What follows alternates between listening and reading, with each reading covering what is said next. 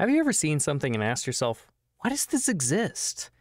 I've done this plenty of times. Lately, Disney's been going through this kick of making remakes that no one's asked for. A lot of criticism can be boiled down to Disney is nostalgia baiting, so they don't have to actually try and put effort into writing something original. If you ask me, a lot of Disney remakes are hit and miss. It's almost like they forgot the reason the stories they were remaking were popular. At this point, it would appear that Pixar is the only studio associated with Disney that even dares to take risks and write new stories. And then Disney did something unexpected.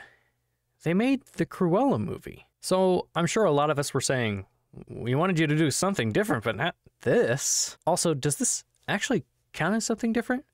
Are they trying to capitalize on the success of the Maleficent movies? Full disclosure, I haven't actually seen any of them, but I do know that they characterize Maleficent as misunderstood, basically giving her the Elphaba narrative from Wicked. The problem with this narrative is it doesn't exactly work for Cruella, now does it? If Disney tries to give her a sympathetic backstory, they're basically trying to tell me that she was just a normal person like you and me, but bullying or some other tragic thing caused her to tip over the edge and become someone who designs coats with household pets. Not a very palatable story they'd be selling, but at face value, I guess I can't say that Disney isn't taking risks. With the Disney remakes thus far, I watched them out of obligation. I decided it wasn't fair to just dismiss them outright and judge them without having given the movie a chance to defend itself. However, a lot of them have fallen short. They either can't justify their reasoning, or they forget the core of what made that movie a good story. In the case of Mulan in particular, there was this need to scrub Mulan of any faults or flaws, but in the process, they left this empty shell with a supporting cast that simply made an appearance. They were just there to let you know that other people existed in this world, and they did nothing else. And now this movie comes along and dares to humanize this fairly straightforward, villainous woman. So I made a rule for myself. In the last video, I discussed what justified a villain movie, or at least in the context of a villain as they have been pre-established in another story. In 101 Dalmatians, our heroes are puppies. In their perspective, they just lost their home because of this woman's desire to make a coat from their skins. And the two she hires, Horace and Jasper, are just inept cohorts meant to provide entertainment for children. So for an adaptation like this one, I needed to go into this movie with some expectations. I can already hear the gears turning as I'm saying this. That's crazy. Why would you do that, you might be asking? The truth of the matter is it's not possible to go into something with no expectations. With any media we consume, there is an unconscious bias informing a series of expectations that we have. The only way to give this movie the fair shot it deserves is to make these biases tangible so I can identify them. If you've already seen my last video on what justifies a villain story, then we already know a lot of what I'm looking for, and I have some good news for you. I had stated that the introduction of the Baroness character allowed for a couple of storylines. 1. Where Estella aspired to be like her and loses her way, or a story of revenge. I was pretty much expecting it to be the second one exclusively, but I was genuinely surprised that they included elements of both. So for those of you who are looking for a non-spoiler review, I'll give you a bit of a TV catalog description of the movie and then follow up with a book report format review. After this point, I will have to jump into specific plot points so I can further elaborate on my particular feelings with the movie as a whole, its execution, and my feelings on the construction or deconstruction of the characters. I will also warn you now, I don't know a lot of review speak, so I won't be using a lot of fancy terms for tropes or anything like that. So this will make it potentially more accessible, but also probably fairly annoying to anyone more educated on cinema. Without further ado, let's get started. Orphaned at a young age, Estella resorts to petty crime to survive the streets, but aspires to become a fashion designer. When the opportunity comes her way, she learns quickly that the world she has entered treats everyone as an obstacle, and only one can survive at the top. Cruella, in essence, is a story about being the master of your own decisions. It explores themes of ownership, value, loyalty, and how far people go in their pursuit of success. Cruella is a small departure from the source material in a refreshing way that attempts to show the journey of a young mind put into a world of competition and the non-stop mentality of seeking glory. Just as fashion tends to evolve over time, so too must those at the top adapt in order to stay relevant. Far too often, this means removing fairness from the equation and treating everyone in your path as an obstacle to overcome. Any feelings of fondness towards the competition must become a fierce determination to defeat and destroy them.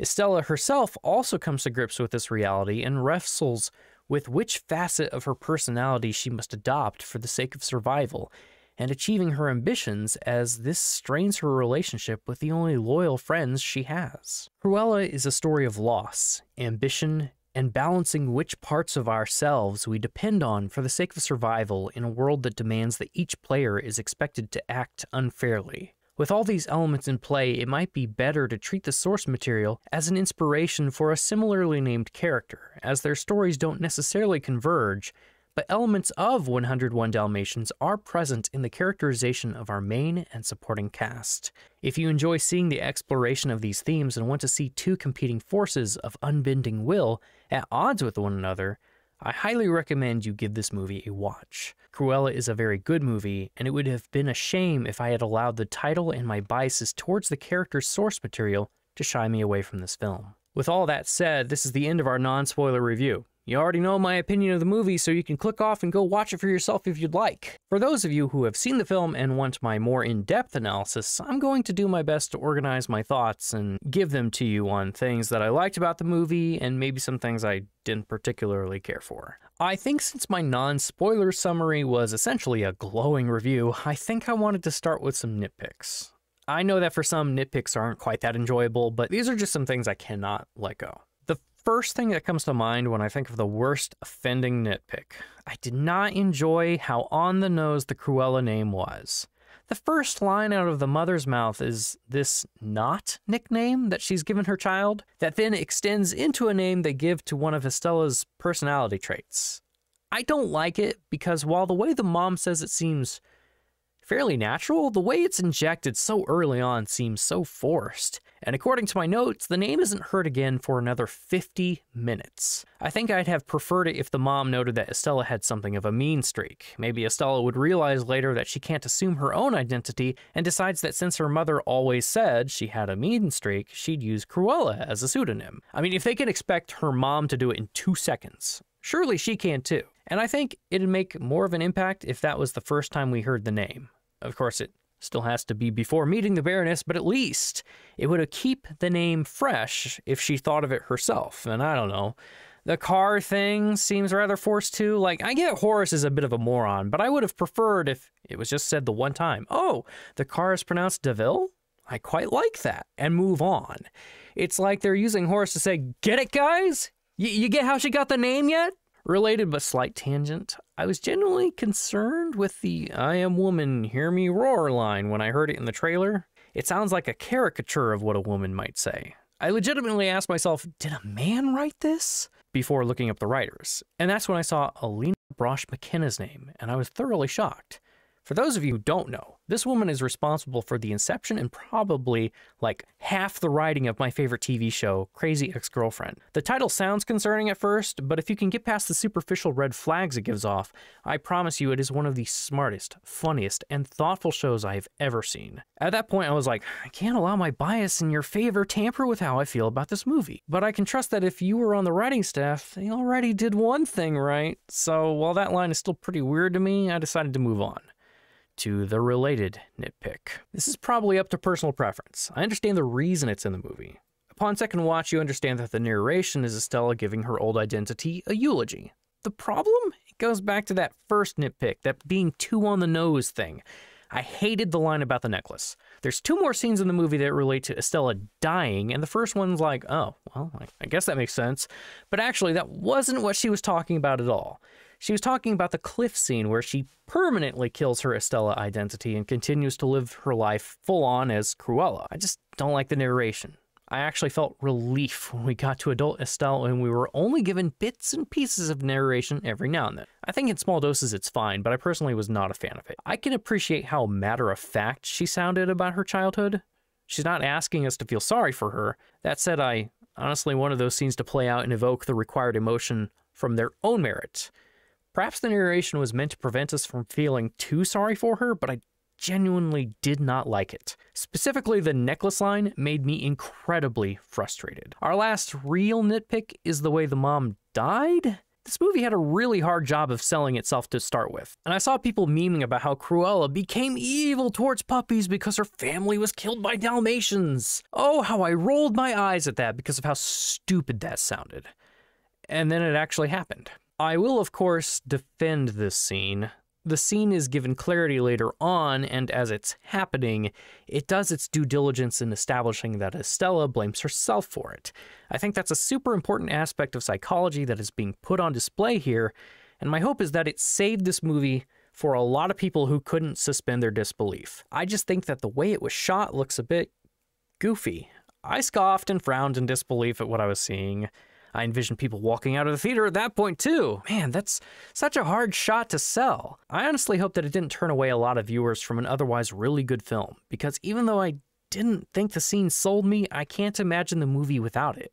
It's like a Stephen King novel. There's just something in there you don't like, but you respect that it's there because it serves as a building block for all the other things you do like about it. I just have a complicated relationship with the scene. Perhaps you feel differently. And that's honestly it for the negative. Can you believe it? Well, that's not entirely true. I do have one last nitpick, but I will save it until last because of something else it's tied to, and I don't want to bring it up yet. For this next segment, I need to get out my own little Cruella mean streak. Anecdotally speaking, a good number of my friends and, from my understanding, critics loved all the costume designs.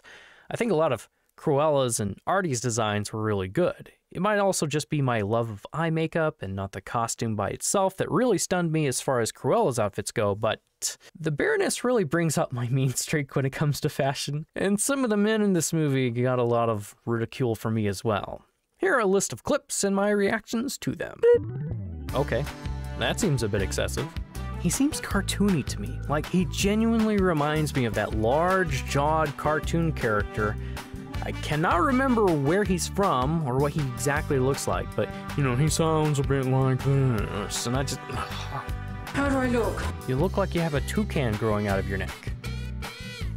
It looks like a beetle. She tried to break in last night. Cruella has no shame. She may steal my creation. I mean, that's a very good idea, right? If you, Well, I don't think she would want to steal it. Maybe make it look better. It looks like you sewed on a bunch of cicada shells to it. Oh. Well, it wasn't too far off. Okay, that's it, I swear. Now on to the good things about the movie. Let's get to praising, because we have a lot to talk about. The first thing is a positive nitpick. Can nitpicks be positive?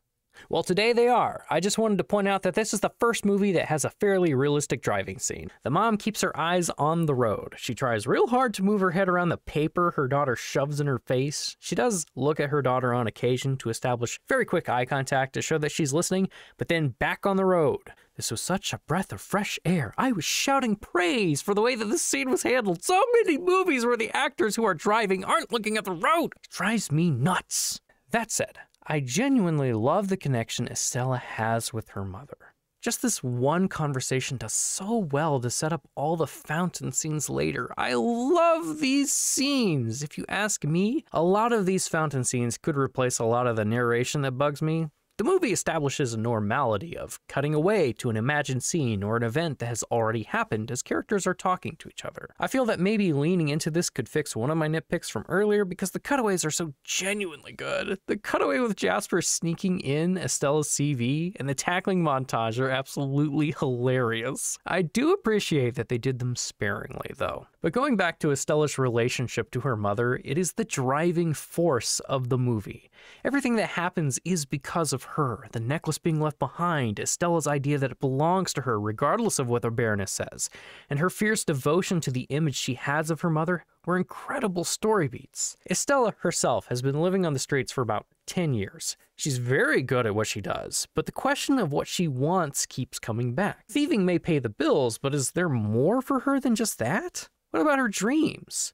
Thieving is just survival. Its purpose is filling her base needs. When all those are filled, she needs something to actualize herself. This alone does so much to humanize Estella and bring the audience more to her side, because we see that desire to do something more and put yourself out there. There's an earnestness that we want to see rewarded, and it's this earnestness that we slowly see ripped away from us as she begins adopting the Cruella mindset. First, she's eager. She doesn't care that she's treated callously. She will take any recognition that comes her way. She doesn't even mind that the Baroness essentially uses the collective minds of her labor forces to give her her signature pieces. pieces that shall forever and always bear the Baroness's name and no other. There's this scene where Estella goes into a shop that is featuring her design. It has the Baroness's name attached to it, but all that Estella cares about is hearing praise for the design and knowing it came from her. On that note, I find this concept rather interesting. As a Persona 5 fan, I feel that this is more or less the Madarame story arc. Madarame is praised for being a man of many artistic styles, but we later learn that he essentially uses his students as a groupthink to come up with art pieces that he then passes off under his own name. He takes advantage of their hopes to succeed in the world of art, uses up their livelihood, and when they are of no longer use to him, he discards them to the streets. The Baroness gives me a similar impression, and it makes me wonder if this is actually a standard practice in the fashion world. How much of it is actually the designer's vision, and how much of it is actually just being stolen? There are some bits later on where it's a bit more of a collaborative effort. The Baroness has her own designs that Estella makes improvements on and vice versa, but at the end of the day, there's no shared credit. The world of fashion needs a brand, and the niceties of credit don't carry as far as it rightfully should. And that's another thing I like about this movie.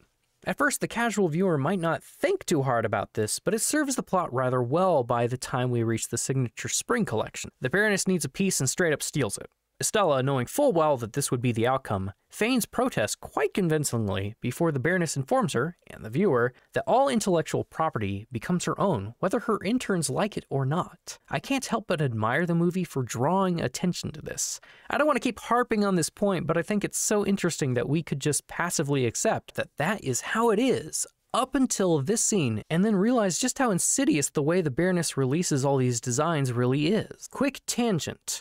Before I continue this point, I also really love that Estella uses the fact that the Baroness is the one who designed the dress as her disguise as Cruella. Because if she came into the ball wearing her own unique outfit that the Baroness had never seen before, it would have given away who she was a lot earlier. But the fact that she hides in plain sight the way she does is so very clever. I want to make a nod to how clever that was. That's super genius. Whoever came up with that idea is just amazing. Please give them props for how brilliant that writing is. Tangent aside, I think this is why I can appreciate the way they mirror this with Estelle collaborating with Artie. All of Cruella's designs are Estelle's own, but when the Baroness's spring fashion show is ruined, everyone's attention is then drawn to the show-stopping event taking place on the streets, and we finally get to see the fruits of Artie's labor on display. Now, it's a little different here because there's no officially registered collection, there's no name attached to any of the pieces, but anyone who is watching understands that Cruella's spotted outfit is the signature piece, and we as the viewer understand that it is of her own design. But what isn't being communicated to London is that everything else is Artie's, or at the very least, it's a collaborative effort between the two. To the eyes of London, there's likely an assumption that if this was a proper show, everything would be attributed to Cruella herself. And it's this gray line that I could admire because it shows the likeness Cruella has adopted from the Baroness without necessarily going nearly as far. Cruella's spotted outfit also lends to the departure from the original source material that makes the character more palatable. Because of the necklace and Estella's insistence that it is her property, we lean into the main plot thread from 101 Dalmatians. They need to kidnap the dogs to reclaim the necklace, and knowing that Horace and Jasper have their own dog, and that Estella herself rescued a dog at a young age, the goal with the kidnapping isn't to harm the dogs. But Estella cannot help but muse how delightful it would be to do something drastic to send a message to the Baroness. You took something from me. I'm prepared to take from you. Even when she discovers that it wasn't really her fault that her mother died and it was really the dogs, following the Baroness's command, she doesn't take it out on the dogs. She goes after the Baroness. Everything she does is about getting even with the Baroness. But the methods that she employs steadily use facets of how the Baroness and the world of fashion operates. Cruella is the identity she uses to get things done. She casts aside her identity as Estella because she views her as the weakest version of herself. She's too nice to accomplish anything. She needs results, and she needs them now. The breakfast scene after the winter ball really sells the idea that until Estella is rightfully avenged, she is willing to adopt a more cold and cunning persona in order to move things along. And it's precisely this that moves things along beautifully. We can't go much further into why that is until we talk about Jasper and Horace. Jasper and Horace were the very inept henchmen in 101 Dalmatians. From a filmmaking perspective, it's likely they were just there for children entertainment. Seeing them get bodied by puppies is an easy way to keep kids entertained while still allowing us to have something of a villain visible on the screen until Cruella finally takes over and does the thing she's intended to do, which is to look scary. It doesn't do the story any good if Cruella is the incompetent one. This is why she has to take a back seat until the end. Her coding is terrifying. Therefore, she has to remain terrifying until the very end. In this way, Horace and Jasper serve two purposes: keep kids' attention and allow Cruella to look more terrifying by comparison. This movie gives Horace and Jasper a life of their own. Horace is a bit lazy and clueless, but he's keen. He has had to grow up seeing the bigger picture associated with any one given action. This is why he's the one trying to figure out what Estella getting a job has to do with thieving. His way of life hasn't allowed someone to do something for its own sake. In addition, he's a man of simple pleasures. He enjoys TV and the company of dogs. It's quite frankly the most cozy aspect about his character. Estella is working tirelessly on her revenge scheme, while Horace is just chilling on the couch with 3 stolen dogs watching the game together. The imagery is downright adorable. Jasper also gets to be the smart one, but he gets the added benefit of being an emotionally available person. He's capable of empathy. In my mind, he's the glue holding the group together. He keeps Estella grounded with emotional support and does his best to convince Horace that keeping Estella happy is good for the group dynamic as a whole. He's fiercely loyal and he's incredibly emotionally mature. He understands the work involved in maintaining a relationship. He makes sure that everyone is fully informed of everything. Everything is a team effort. Everyone in the team is to be treated fairly and respected, and he isn't afraid to voice his grievances with the person who matters most to hear it. If anything, this movie makes me love Jasper. He went from a so-so token villain in the Dalmatian adaptations to a very likable character. I cannot express just how much I appreciate how fleshed out they made these supporting characters. It is absolutely unreal, and it makes me so incredibly sad because this is how you make a good movie with a female lead. My biggest complaint, practically everyone's biggest complaint, was that Mulan wasn't allowed to have flaws, or something of a personality for that matter. She was flat and stoic almost the entire film, and the supporting cast's role was simply being there so you knew the other characters existed. There was nothing to them. They said lines, and then the scene moved on, as if replicating the lines given by these big personalities in the original animation was enough to give these characters justice. And that is really sad, because it also means that Mulan cannot grow as a person because she doesn't develop any meaningful relationship with anyone. Everything is flat, performative, and carries no meaning. Seeing how the supporting cast gives so much charm and life to the Cruella movie makes me so sad, because that's what the live-action Mulan could have been. It was like they were so focused on trying to make homages and superficial references to the animation that they forgot to make a movie. And this is why Cruella works. Cruella develops its supporting cast so that Estella can shine. That's why they're called the supporting cast. Their job is to make the main character look good, and it's done so well. We know the relationship Estella has with Jasper. That's why the breakfast scene, while we knew it had to come eventually, was such a shock. Here are these 2 men she shared her life with, that she's been on equal terms with, suddenly being treated without the dignity they deserve. We get to see a contrast in Estella's character. We get to see her as she changes, and we can't get that unless the people around her have a developed enough screen presence to notice that change. I mean, we could, but it wouldn't have the dramatic impact we need.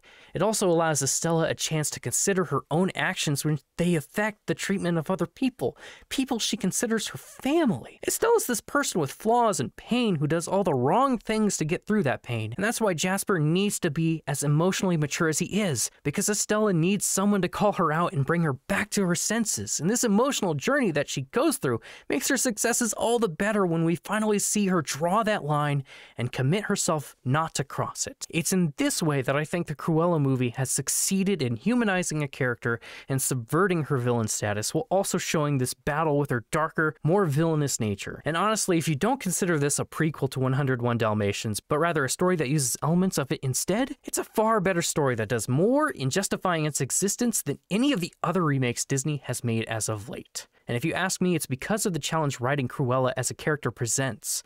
In order to sell her as a character, you have to actually try. You have to care about telling us a good story, and you have to care about your characters and why you're telling us this story in the first place. That's why I love this movie, and that's why I am so grateful to have seen it.